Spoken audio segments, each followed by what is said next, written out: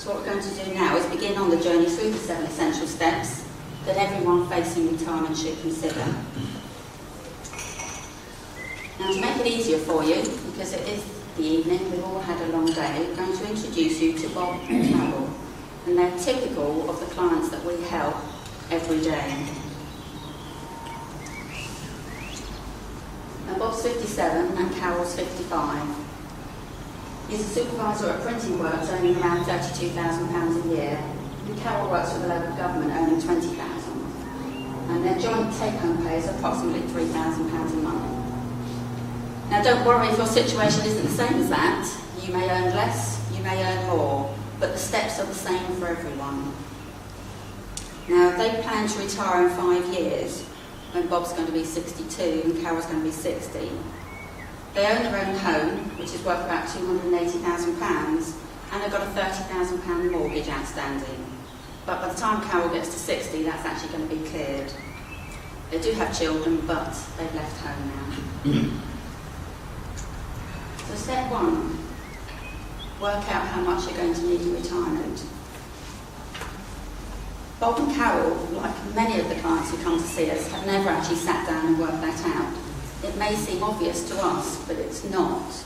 Many have a vague notion and pluck a figure out of the air. Some say I want £1,000 a month. Others say I want half of what I'm earning now. But they don't know why a half, why not 2/3 or a third.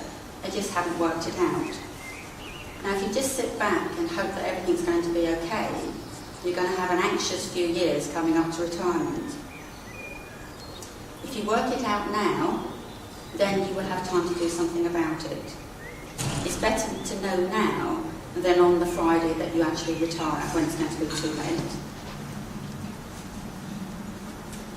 So what we're going to do is look at Bob and Carol and start to work out what they will need.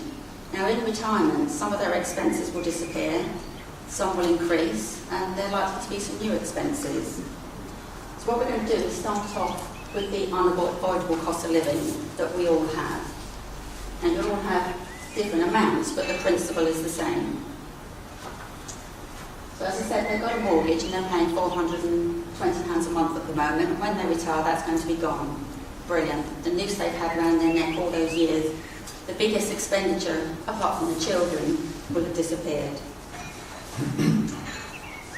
Council tax, now that's one of those unavoidable costs that isn't going to go away. It won't change just because you've retired, and in fact, year on year, it's likely to increase.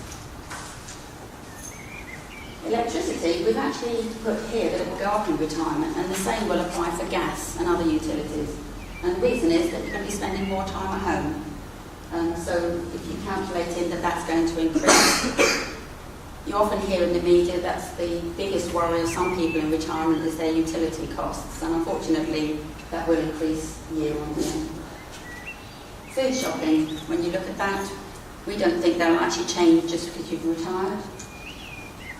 Car insurance, car expenses actually could go down in retirement. It might be that you've got 2 cars and you choose to reduce to 1. Insurance premiums tend to be lower for retired people, you do less mileage, so you can factor in that car expenses should go down in retirement. Any mortgage-related insurances will disappear. Life insurance, accident, sickness and unemployment. Still need your buildings insurance and possibly contents, but those ones will disappear. So in summary, your costs will be very different probably than this, but we all have expenses that we can't avoid. And in our experience, everyone should be able to make a calculated guess as to how much they're going to need in retirement. Now, for the more interesting part, these are the costs that make our lifestyle what it is and what we would like it to be. So when you're working out how much income you need in retirement, you need to factor in the social side of your life. Shopping, eating out, going to get your hair done, hobbies, the list is endless. And for every one of you, it's going to be different. Now, these are the items that you could cut down on in retirement, but that's not the idea. In retirement, you want to do more of these things, not less. If you don't have enough money for these things, then retirement could rapidly become a period that is to be endured, not enjoyed. So you want to spend more on these and enjoy your retirement. So back to Bob and Carol. Bob plays golf and he wants to play more when he retires, and Carol loves her shopping and wants to do more, not less. There's one important point I need to make here. When you're working out your income, the large one-off expenses will be changed. So at the moment, whilst they're working, Bob and Carol are spending an average of £400 a month on large one-off expenses, and in retirement that will reduce to zero. It doesn't mean these things are going to go away, it just means the way you fund them is going to change. Because your income's going to go down, you're not going to be able to fund that from income. That's actually going to come from your long-term savings. Now this is quite a difficult thing to grasp when you're reaching retirement, because you spent all your years earning, working, saving for retirement, and then when you get there, we're telling you that you've actually got to start spending some of that.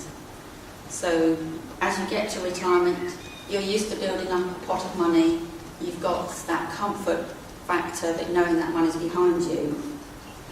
But so in retirement, it does require a new change of mindset. It's a new phase of life. It's totally different to what you've done before, and you're going to need to dip into your savings to ensure that you have a nice quality of life.